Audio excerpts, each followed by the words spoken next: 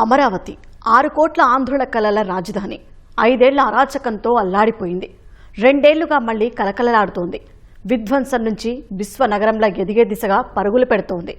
2028 నాటికి మొదటి దశ పూర్తి చేయాలన్నది కూటమి ప్రభుత్వ సంకల్పం. అందుకు తగినట్లే కేంద్రం అండదండలు, ఆర్థిక చేయూత కలిసి వచ్చాయి. అమరావతికి చట్టబద్ధత 1000 ఏనుగుల బలమిచ్చిన తిరుగులేని విజయం. అయితే భూసేకరణ సవాళ్లు, కొందరు కాంట్రాక్టర్ల నత్తనడక రాజధాని పాలిట స్పీడ్ బ్రేకర్లయ్యాయి. ఈ ఆటంకాలను వెంటనే తొలగించాలి, వేగం మరింత పెంచాలి. అప్పుడే వచ్చే 2 ఏళ్లలో రాజధాని కళ సాకారమవుతుంది. రాజకీయ కక్ష, అనిశ్చితి, విధ్వంసకర నిర్ణయాలతో రాజధాని అమరావతి నగరం చిగురుటాకులా వణికింది. అయితే 2 ఏళ్ల క్రితం కూటమి ప్రభుత్వం అధికారంలోకి వచ్చాక తిరిగి నగర నిర్మాణం అనేది గాడిలో పడింది.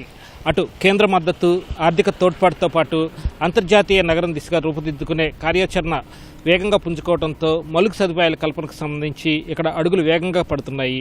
వేల కోట్ల రూపాయల నిర్మాణ పనులు కూడా జోరుగా సాగుతున్నాయి. అయితే గత ప్రభుత్వం మిగిల్చిన న్యాయపరమైన అంశాలు, అలాగే చిక్కులు కూడా ఇక్కడ అడ్డంకులుగా మారటంతో వాటిని అధిగమించేందుకు కాస్త సమయం పడుతుంది.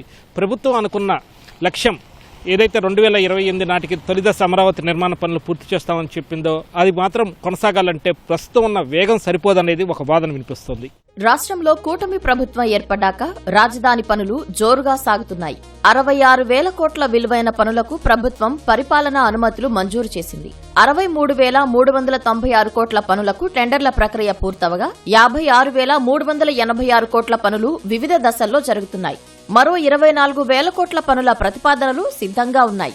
అమరావతికి వివిధ సంస్థల నుంచి ఇప్పటిదాకా 40,887 కోట్ల నిధులు అందాయి. ప్రపంచ బ్యాంక్, ఏడీబీ కలిసి 15,000 కోట్లు ఇచ్చాయి. హడ్కో 11,000 కోట్లు, నాబార్డ్ 7,387 కోట్లు, నాబుఫెడ్ 7,500 కోట్లు మంజూరు చేశాయి. ఏపీ పవర్ ఫైనాన్స్ కార్పొరేషన్ 1,500 కోట్లు ఇస్తామంది. ప్రపంచ బ్యాంక్, ఏడీబీ నుంచి మరో 15,000 కోట్ల రుణం తీసుకునే ప్లాన్ ఉంది.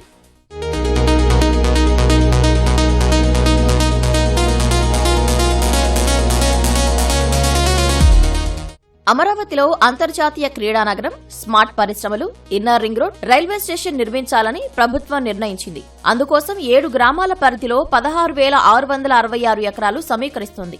అంతర్జాతీయ విమానాశ్రయ నిర్మాణానికి ప్లాన్ చేసింది. రాజధానిలో ప్రభుత్వ నిర్మాణాలు కొనసాగిస్తూనే పెద్ద ఎత్తున ప్రైవేటు పెట్టుబడుల్ని ఆకర్షించే పనిలో ఉంది.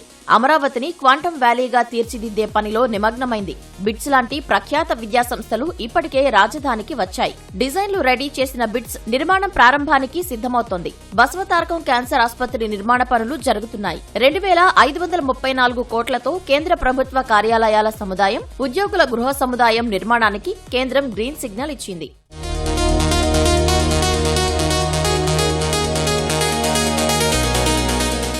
ఇప్పుడు వెలిగిపోతున్న అమరావతి వైసీపీ హయాంలో వెలవెలబోయింది. అప్పటికే సుమారు 10,000 కోట్ల పనులు జరగ్గా 2019లో జగన్ సీఎం కాగానే ఎక్కడి పనులు అక్కడ ఆపేశారు. అమరావతి విధ్వంసానికి కంకణం కట్టుకున్న జగన్ తొలుత ప్రజా వేదికను పడగొట్టారు. రాజధాని స్టార్టప్ ఏరియా అభివృద్ధి ప్రాజెక్టులో భాగమైన సింగపూర్ కన్సార్షియంని భయపెట్టి తరిమేశారు. 3,500 కోట్ల ప్రపంచ బ్యాంకు రుణానికి 2019 ఎన్నికల ముందు సర్వం సిద్ధమైతే జగన్ ముఖ్యమంత్రి అయ్యాక ఢిల్లీకి వెళ్లి మరీ అడ్డపుల్ల వేశారు. ఆ తర్వాత శాసనసభ సాక్షిగా 3 ముక్కలాటకు తెరతీశారు. భారీ నిర్మాణాలకు అమరావతి పనికిరాదంటూ దుష్ప్రచారం చేశారు. శ్మశానం, ఎడారి అంటూ ఆనాటి మంత్రులు, ప్రజాప్రతినిధులు అమరావతిపై నోరు పారేసుకున్నారు. మాస్టర్ ప్లాన్ ను నాశనం చేయడానికి R5 జోన్ అంటూ కుట్రలకు పాల్పడ్డారు. మంగళగిరి, తాడేపల్లి మండలాల పరిధిలోని గ్రామాల్ని అమరావతి నుంచి తప్పించారు. రాజధాని పరిరక్షణకు ఉద్యమించిన రైతులు, మహిళలపై కర్కశంగా దాడులు చేయించారు. అక్రమ కేసులు పెట్టించారు. పాదయాత్ర చేస్తుంటే దారుణంగా వేధించారు. అమరావతిని రాజధానిగా కొనసాగించాలని 6 నెలల్లో నిర్మాణాలు పూర్తి చేయాలని హైకోర్టు ఆదేశించినా పట్టించుకోలేదు. వైసీపీ పాలకుల తీరుతో అప్పట్లో రాజధాని చిన్నపాటి అడవిలా మారింది.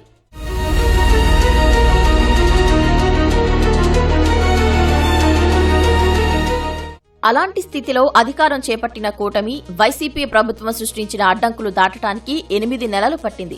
తర్వాత 4 నెలల్లో చాలా పనులకు టెండర్లు పిలిచింది. అయితే నాటి ప్రభుత్వ నిర్వాకంతో అంచనా వ్యయం 20 నుంచి 25% పెరిగింది. అంటే 15,000 కోట్ల అదనపు భారం పడింది. ధ్వంసమైన అమరావతి బ్రాండ్ పునరుద్ధరించి రాజధానికి చట్టబద్ధత కల్పించిన కూటమి ప్రభుత్వం బ్యాంకులు, రుణదాతలు, పెట్టుబడిదారుల్లో విశ్వాసం నింపింది. 2019కి ముందు కొన్ని సంస్థలకు జరిపిన భూ కేటాయింపుల్ని పునరుద్ధరించింది.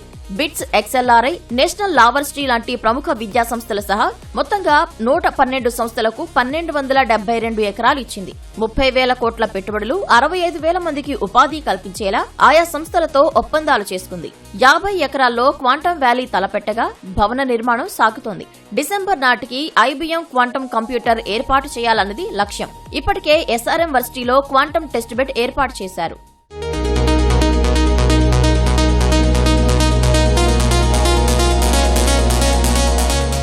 రాజధానిలో సచివాలయం, విభాగాధిపతుల కార్యాలయ టవర్ల పనులు శరవేగంగా సాగుతున్నాయి. హైకోర్టు, శాసనసభ నిర్మాణం మొదలైంది. మంత్రుల బంగ్లాలు చివరి దశలో ఉన్నాయి. ఎమ్మెల్యేలు, ఎమ్మెల్సీలు, అఖిల భారత సర్వీస్ అధికారుల నివాస భవనాలు దాదాపు సిద్ధమయ్యాయి. హైకోర్టు జడ్జిలు, గెస్టెడ్, నాన్ గెస్టెడ్ అధికారులు, ఉద్యోగుల భవనాలు 6 నెలల నుంచి ఏడాదిలో అందుబాటులోకి వస్తాయి. ఏపీ-NRT సొసైటీ ఆధ్వర్యాన 600 కోట్ల వ్యయంతో ప్రవాసాంధ్రుల ఐకానిక్ భవనం పనులు పరుగులు పెడుతున్నాయి. 350 కిలోమీటర్ల ప్రధాన రహదారులు నిర్మిస్తున్నారు. జలాశయాలు, వాగులు అభివృద్ధి చేస్తున్నారు. 189.4 కిలోమీటర్ల అమరావతి ORR ప్రాజెక్టుకు కేంద్రం పచ్చజెండా ఊపింది. త్వరలో కేబినెట్ ఆమోదానికి వెళ్లనుంది. ఎర్రుపాలెం నుంచి అమరావతి మీదుగా నంబూరు వరకు 57 కిలోమీటర్ల రైల్వే లైన్ నిర్మాణానికి టెండర్ల ప్రక్రియ జరుగుతోంది. దీనికోసం రాజధాని పరిధిలో భూములు సమీకరిస్తున్నారు. కాజ నుంచి గొల్లపూడి మీదుగా చినౌటపల్లి వరకు విజయవాడ బైపాస్ రెడీ అయింది.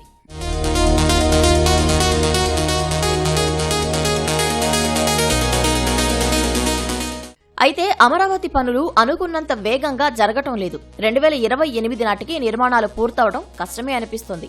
మే నెలాఖరు వరకు 39.30% పనులు చేయాలన్నది టార్గెట్. కానీ 16.01% అయ్యాయి. మొత్తం పనులన్నీ 10 నుంచి 12 కాంట్రాక్టు సంస్థల చేతుల్లోనే ఉన్నాయి. కొన్ని కంపెనీలు మరీ నెమ్మదిగా పనులు చేస్తున్నాయి. మొత్తం 40,000 మంది కార్మికులు పనిచేయాల్సిన చోట 18,000 మంది మాత్రమే ఉన్నారు. రాజధాని పనులకు మరికొన్ని ఆటంకాలు కూడా ఉన్నాయి. ఇంకా 2,300 ఎకరాల భూములను సమీకరణలో రైతులు ఇవ్వలేదు. దీనివల్ల ప్రధాన రహదారులు, జలాశయాలు, కాలువల పనులు సరిగ్గా సాగడం లేదు. అలాంటప్పుడు సేకరణ నోటిఫికేషన్ ఇచ్చి భూములు తీసుకోవాల్సిన ప్రభుత్వం నాంచుతూనే ఉంది. భూములు తీసుకున్న ప్రభుత్వ, ప్రైవేటు సంస్థల్లో 10% మాత్రమే పనులు ప్రారంభించాయి. మిగతా వాటి వెంట పడాల్సిన ప్రభుత్వం నిర్లక్ష్యంగా వ్యవహరిస్తుంది. రాజధాని రైతులకు ప్లాట్లు కేటాయించిన LPS లేఅవుట్ల అభివృద్ధిని వేగవంతం చేస్తే అక్కడ నిర్మాణాలు మొదలయ్యే ఛాన్స్ ఉంది. FSI పెంచాలన్న రైతుల డిమాండ్లు పరిష్కరిస్తే ప్రైవేటు స్థిరాస్తి సంస్థలు అమరావతిపై ఆసక్తి చూపుతాయి. మొత్తంగా రాజధాని అమరావతి నిర్మాణ ప్రయాణం విధ్వంసం నుంచి పునర్నిర్మాణంలో కీలక దశలో ఉందనే చెప్పాలి. రాజకీయ సంకల్పానికి తోడు కార్యాచరణలో వేగం, గుత్తేదారులపై పర్యవేక్షణ, అలాగే పెండింగ్ సమస్యల పరిష్కారానికి రాజకీయ జోక్యం వంటి అంశాలతోనే అనుకున్న లక్ష్యం, తొలిదశ లక్ష్యం పూర్తి కాగలదన్నది ఇక్కడ స్పష్టమవుతుంది. కెమెరా పర్సన్స్ నరేష్, నాగరాజులతో VSN Krishna, ETV news, Amaravati.